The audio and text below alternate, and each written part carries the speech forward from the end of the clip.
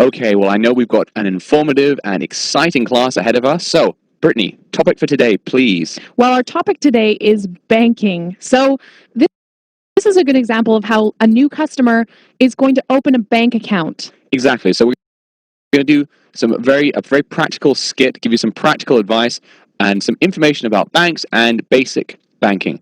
So if we're going to do this skit, how about you can be the customer and I'll be the teller? Okay.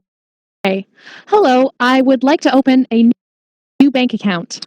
Well, usually we require you to make an appointment with one of our tellers, but today is unusually slow, so it's no problem. Do you have proper identification with you? Well, what do I need?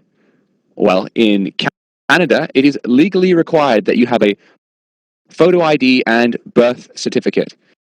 A driver's license or passport will be sufficient for photo ID. Okay, so we'll stop our skit here. So basically what's happening in our little skit?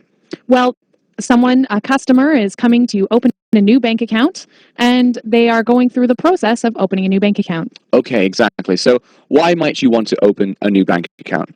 Well, if you've moved to a new city and you're going to be there for a little bit of time, perhaps over a couple months, you are going to be able or need to access your funds, especially if you've got a job in that city. Exactly. So perhaps you're coming from overseas and you're spending some length of time in a country. You might want to open up a bank account there because, of course, you can always use an ATM to access your funds from your bank account back home, wherever home is.